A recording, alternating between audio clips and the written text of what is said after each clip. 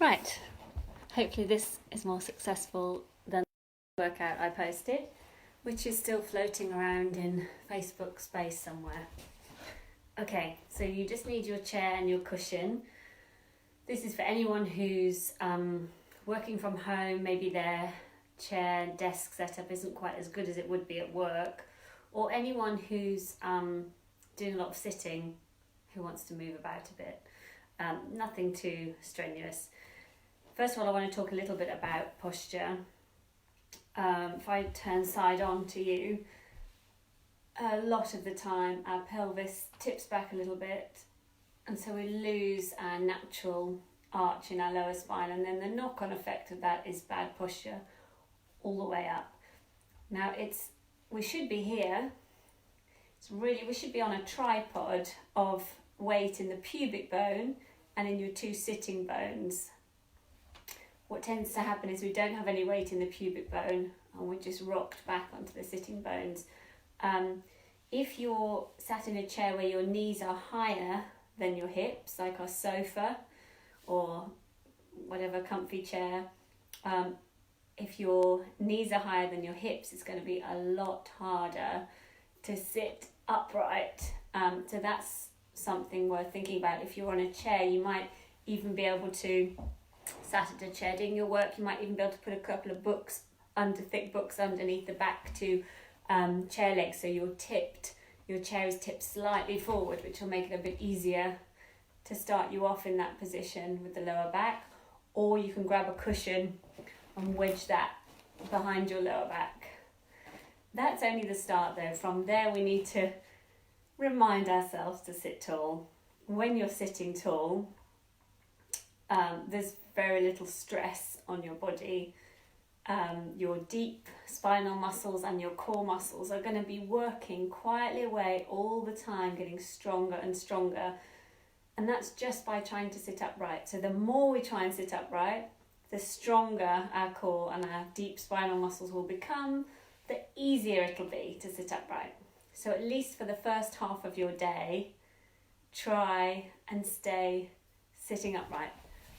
Am I still filming? I'm not sure. I'm going to carry on. So first of all, obviously we're going to sit upright. We're going to slide our shoulders up and then send them down. Inhale to scrunch them up. Exhale, send them down. Inhale, scrunch. Exhale, send them down. Let's think about, as the shoulders go down, the head tries to go up. So the shoulders go up as we inhale, and the head goes up on the exhale. The shoulders go up on the inhale. The head goes up on the exhale. Let's turn that into a circle now. So you're going to go forward with your shoulders, up to your ears, squeeze them back and down, and let your back move as well. I'm just turning so that you can see what I'm doing. Back and down, push the shoulders forward, let the back round, lift the shoulders up, squeeze them back behind you so you let your spine move. Because as well as good posture, everything just needs to be moved around occasionally to keep it all working well. Okay, a couple more. Forward, up, back, forward, up, back. Then put your hands on your shoulders. You're going to take the elbows forward and together, then up. They'll have to part, and then we're going to take them back. So two big circles with the elbows. Again, letting your back move. Going forward, up, back, down, forward, up, back, down. Couple more. Forward, up, back, down, forward, up. Sorry, my eyesight isn't very good. I'm having to look at the screen to see what it's telling me. Forward, up, back, down. One more, because I really like this one. And then we're going to do some rotator cuff work. So if you've got a band, great. If you haven't, don't worry. As we go on, I'll try to tell you what it'd be useful to have if we carry on. Depends how long we're at home for. Elbows tucked in, and we're just going to take the hands out to the sides and then bring them forward again. So this isn't about moving your shoulder blades. The shoulder blades are staying really still. This is about getting an external rotation in your upper arm. So you keep going with that. I'm going to take my jumper off so you can see what I'm doing a bit more. So you are rotating the upper arms. We're not scrunching the shoulder blades together. We're keeping the shoulder blades really still. The elbows are going to stay at the same point on your side, and you're just rotating the upper arms. So we're going to keep going because we've got no weights today. So it's quite easy. Really push the hands back. And then let's stay there. Now I want you to feel like you're trying to push your elbows forward as you're trying to push your hands back. So elbows are trying to go forward, hands are trying to go back, and we're just going to pulse there. Elbows forward, hands back. Elbows forward, hands back. I know that's quite a weird sensation, but we're trying to wake up some little muscles in the shoulder. Sitting up tall will help a lot, because if we're in this position, our rotator cuff struggles to work properly. Okay, then we're going to reach the fingers out and lift. I don't know if you can see what my hands are doing on the screen, but my fingers are all pointing up to the ceiling.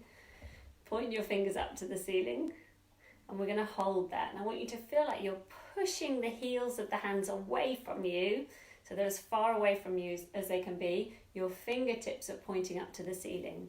So you might feel a nervy stretch going all the way up to your fingers. Now we're going to point the fingers down. I'm just showing you what my hands are doing. Point down and up. Point down. I'll show you one hand, but you're doing the same with both. Down and up. Down and up. Then let's keep the fingers pointing up. And we're going to do a tiny little tip to one side of your head and back to center. Tip to the other side and back to center. This is really small. You're not trying to force your head over. You're just tipping it to where it naturally stops, and then bring it back. And as you're doing that, you're pushing the heel of the opposite hand away. So if I take my head to the right, I'm going to push the heel of my left hand away. And that's quite a strong, nervy stretch. You'll feel that the nerves that pass through the front of the shoulder, they go all the way to the fingertips. You can really feel that in the ends of your fingers. Push the hand away. Push the hand away, and then relax the arms down. One more thing for the upper half of the body, and that's the hands. So I want you to push your thumbs into the palm of your hands. So it's a bit like you've got some Play-Doh or plasticine or something in the palm of your hand, and you're trying to leave a fingerprint. Then you're going to let your thumb go. Now you're going to push your next finger into the palm of your hand. Let it go. Middle finger pushes in. Let it go, ring finger, let it go, little finger, let it go, and work through again. Your thumb pushes in, let it go, next one, long index finger, middle finger. Imagine that plasticine, you're trying to leave your fingerprint each time. Now this is you're probably not going to feel it in your fingers, you're more likely to feel it in your wrists, where actually all the tendons have to move and pass through quite a narrow space there in the wrists.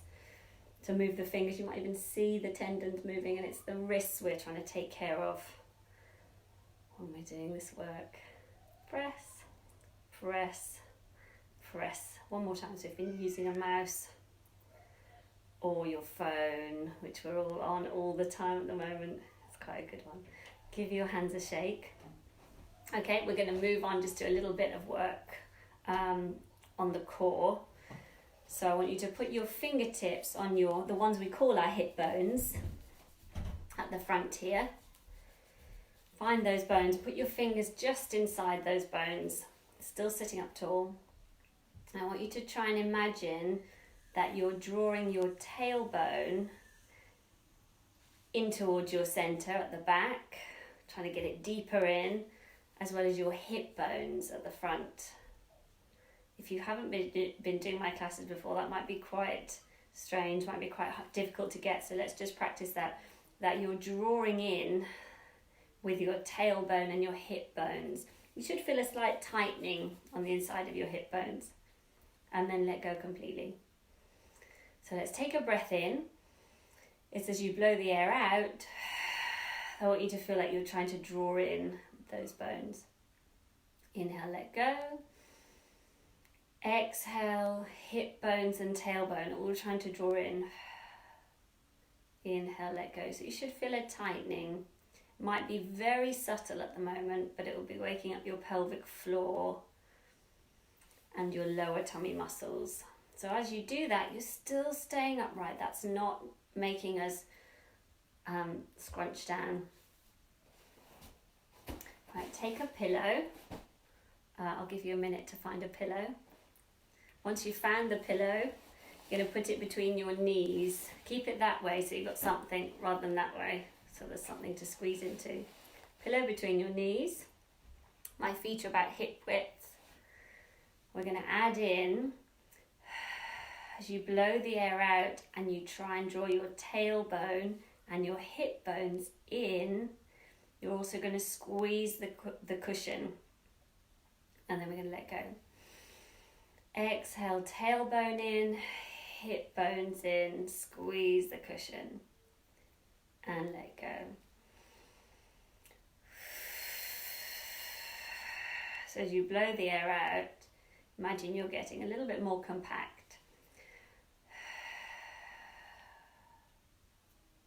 Okay, one more.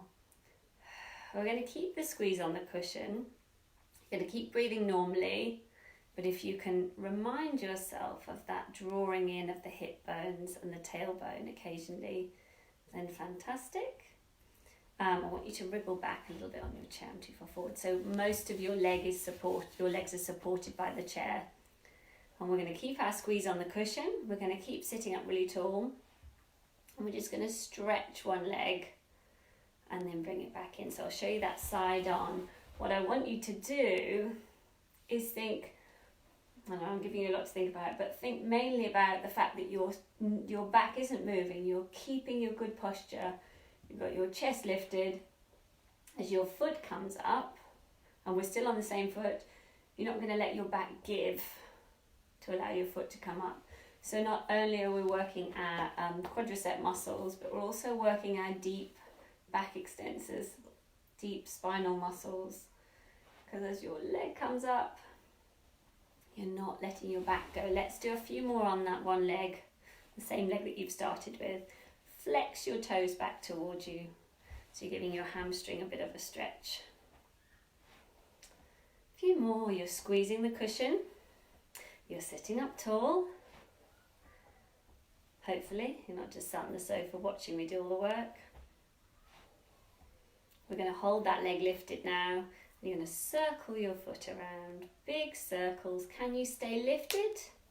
Can you keep squeezing the cushion? And in the other direction with your foot. And if you can think about the core drawing in as well, even better. And then relax that leg. Same on the other side.